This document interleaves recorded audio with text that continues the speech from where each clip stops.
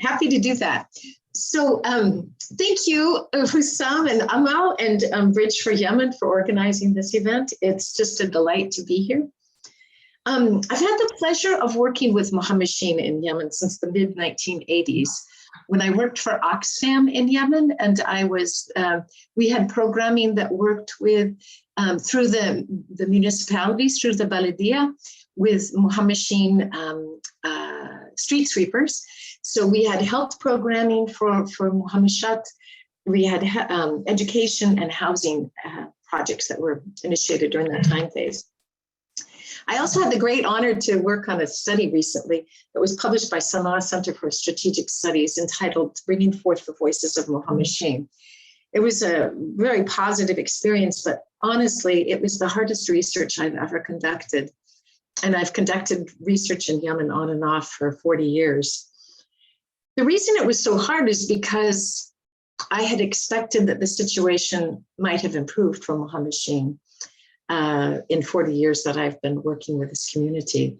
And in fact, it's gotten a lot worse. Of course, the conflict is a key factor that has significantly deteriorated the situation of Mohammed Sheen, but it's also the entrenched nature of the caste-like status that they struggle with in Yemen.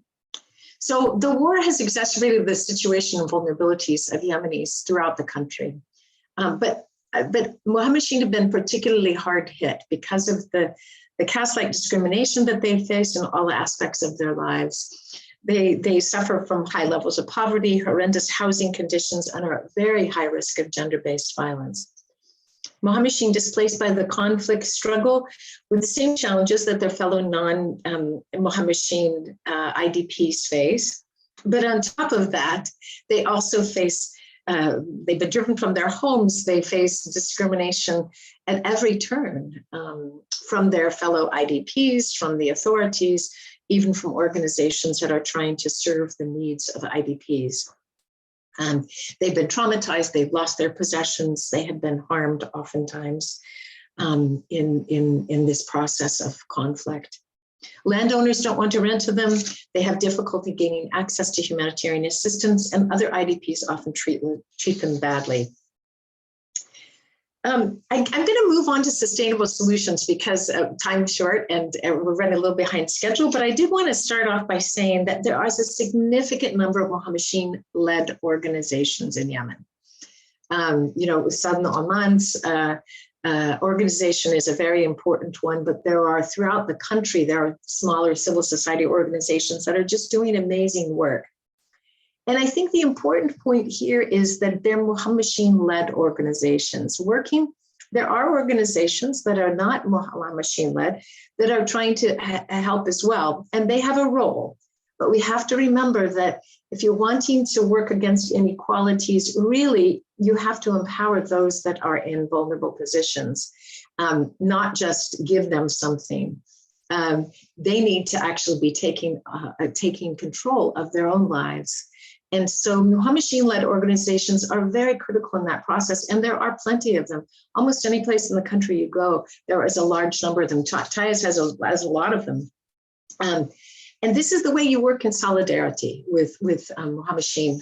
I think the next point, recommendation I'd like to make about sustainable solutions is international organizations that are working to address issues in Yemen need to have Mohammed Sheen on their staff. Not just as beneficiaries, they need to have them at all levels, from drivers to M&E, monitoring and evaluation personnel, and to managers, in order to help make those come up with sustainable solutions. Now, the issue is in many organizations, international organizations, Yemeni team members do not want to have Mohammed Sheen in those kinds of empowered roles. I faced it myself. I was doing research for an international organization in Yemen, and we did an extensive consultation with Mohammed Sheen throughout the country to find out what their priorities were. The Yemeni team, they said, we don't want to be known as working only with Mohammed Sheen.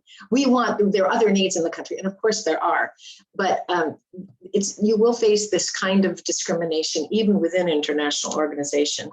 The third point is about educational opportunities. Really, really, it's the only way to break the cycle of violence and poverty is through educational opportunities. It's not just a matter of money that Muhammadin don't get education. It's not because they're poor. It's because of the discrimination they face at all levels. So investing in educational opportunities that Muhammadin can benefit from is an absolute essential step to breaking the cycle of discrimination and anti-Blackness in Yemen.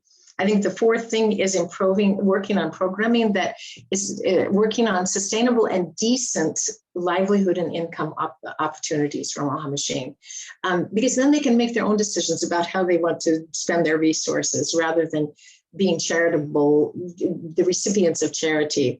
The old adage, teach a man to fish and he'll eat. Give a man a fish and he'll eat for a day. Teach a man to fish and he'll eat for a lifetime is the operative approach that should be taken. Sustainable, decent work opportunities. And finally, continuing to educate ourselves about, in my own country, in America, but also in Yemen, about the racism that we encounter and about the warts, the things that we need to work on. And that means you as Yemenis, educating yourselves, your families, your friends, and your community to work for positive change. I'd like to conclude with just one story and some research that I did on Muhammadin. There was an organization that was working with Muhammadin to better understand their situation, and they encountered this story which they shared with me. And it is of a young man who was trying to get a secondary education in Yemen, and he was Muhammad. And every day of high school, he was forced to clean the toilets, all the toilets in the school, by the teachers and the principals. Not only did he face the discrimination of his other peers and all the problems that he faced every day, but he also had to do this very demeaning task and not paid for it at all. He shared that his mother said to him, if that is the cost of you getting an education, then it is worth it, because it is the only way that you will change your situation in Yemen is through education. So it's been an honor to have been invited to join this teach-in. It's really exciting to see what you guys are doing. It gives me hope, actually, that changes in the works when Yemenis like yourself and others are really taking this challenge seriously and trying to support Muhammadin-led initiatives in Yemen that will fight racism, anti-Blackness, and the discrimination that they face. So thank you for giving me this opportunity, and good luck. Back over to you, Hussam. Thank you so much, Marta, for your work for literally 35 years in Yemen, but for your presence here with us. We're really grateful. Right